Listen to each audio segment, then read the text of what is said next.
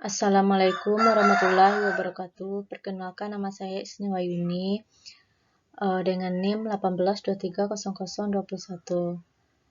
Nah, di sini saya akan membahas tema Finance Accounting, tugas pertama saya dengan mata kuliah Seminar Akuntansi Keuangan. Nah, di sini saya akan mengambil tema dengan judul Keuangan dan Akuntansi Implikasi dari Pembelian Kembali Manajemen. Yang pertama, pembahasan yang terkait dengan tema yang sudah saya ambil. Nah, pembahasannya yang pertama, pembelian manajemen. Akuisisi oleh manajemen perusahaan tempat mereka bekerja telah berkembang sejak dahulu. Untuk vendor yang ingin membuat perusahaan atau anak perusahaan, pembelian sekarang mewakili alternatif yang signifikan untuk dijual ke grup yang sudah ada. Nah, di sini para vendor tidak repot lagi untuk membeli suatu perusahaan, maka di sini ada jalan alternatif yang sudah ada. Nah, yang kedua, proses negosiasi. Selain memberikan peluang baru untuk menyusun laporan keuangan, harus mengatasi kelayakan fundamental bisnis dan harga maksimum yang dapat didukung melalui kapasitas penghasilan. Nah, suatu perusahaan akan membuat laporan keuangan untuk mendapatkan negosiasi yang sudah ada. Nah, di situ juga perusahaan dilihat dari kapasitas penghasilan pada perusahaan tersebut. Nah, selanjutnya perpajakan penting dan masalah hukum terjadi dalam pembelian bersama dengan berbagai masalah akuntansi, termasuk potensi bagi manajer untuk memanipulasi data akuntansi yang menguntungkan. Nah, di sini suatu perusahaan, terutamanya manajer, akan memanipulasi perusahaannya guna untuk mendapatkan keuntungan. Nah, selanjutnya pembelian juga memiliki implikasi besar bagi pasar untuk kontrol perusahaan. Nah, selanjutnya yang kedua, kasus yang dibahas sesuai dengan tema. Nah, kasus yang sesuai dengan tema yang sudah saya ambil, yang pertama, menyangkut implikasi dari struktur keuangan yang biasanya sangat dimanfaatkan. Yang kedua, menyangkut peran perpajakan dalam memfasilitasi atau membuat frustrasi pembelian. Yang ketiga, implikasi dari pembelian untuk vendor, dan khususnya potensi bagi manajer untuk mengambil keuntungan dari posisi mereka untuk membeli perusahaan dengan harga yang tidak adil. Terkait dengan masalah ini adalah sejauh mana manajer dapat memanipulasi informasi untuk mendukung posisi mereka.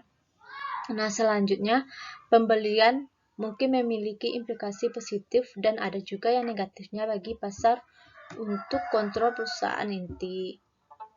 Inti dari struktur pembelian adalah bahwa biasanya melibatkan campuran utang, ekuitas lurus ke depan, dan quasi-equity.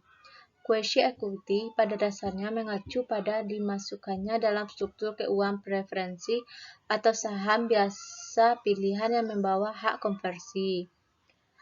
Preferensi dividen, dividen ekstra tergantung pada tingkat keuntungan dan yang cenderung dapat ditukarkan dalam kondisi yang ditentukan dengan baik, seperti flotasi pasar saham atau penjualan beli ke pihak ketiga. Nah, yang ketiga, objek penelitian atau sampel penelitian. Nah, di sini saya akan mengambil sampel penelitian. Dengan refinancing perusahaan dengan utang, manajer mungkin dapat meningkatkan nilai perusahaan dengan mengorbankan pemegang saham yang ada. Itu menurut Brunner dan Pine pada tahun 1988. Dengan demikian, dapat diperdebatkan bahwa manajer dihadapkan dengan konflik kepentingan sehubungan dengan tugas fidusia dan loyalitas mereka terhadap pemegang saham. Dalam skala yang lebih luas, penurunan kepercayaan yang dapat dihasilkan dari pemegang saham yang khawatir pembelian dapat terjadi dan dapat memiliki ikat implementasi yang merugikan untuk investasi dalam ekuitas. Selain itu, kemampuan manajer untuk memilih waktu pembelian dan harga yang harus dibayar pada dasarnya dapat berjumlah perdagangan orang dalam terhadap kerugian pemegang saham lain. Masalah ini mungkin terutama benar di mana upaya pembelian tidak terjadi sebagai respons terhadap tawaran pengambil alihan yang bermusuhan. Berbagai solusi telah diusulkan, termasuk larangan pembelian jenis ini dan larangan partisipasi manajemen dalam pemerataan di mana transfer tersebut dipromosikan oleh lembaga finansial. Pembelian mungkin bermanfaat bagi pemegang saham dan manajemen mungkin sering menjadi elemen kunci dalam menarik dukungan institusional. Nah, selanjutnya teknik analisis data. Tekniknya untuk menerima usaha yang mengikat secara hukum untuk kegiatan divestasi sebelum merger. Jika tidak akan memiliki pekerjaan yang merugikan pada implikasi jika merger dikonsumsi. Seperti halnya divestasi yang diberlakukan pasca merger, ada masalah besar dalam menemukan pembeli yang tepat yang tidak juga meningkatkan kesulitan kompetisi dan skala waktu yang wajar. Maka di sini tidak akan meningkat kesulitan kompetisi dalam skala waktu yang wajar.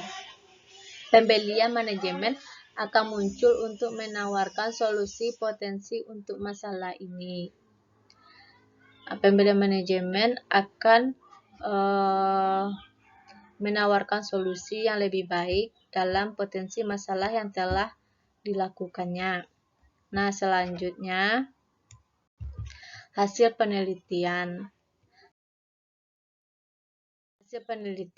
Yang pertama, penelitian lebih lanjut terutama akan dampak relevan sehubungan dengan kinerja istilah longer dari buyout, perbandingan dengan perusahaan tidak dibeli atau keluar, dan apakah tingkat dan distribusi yang berbeda dari saham kepemilikan tampaknya mempengaruhi kinerja.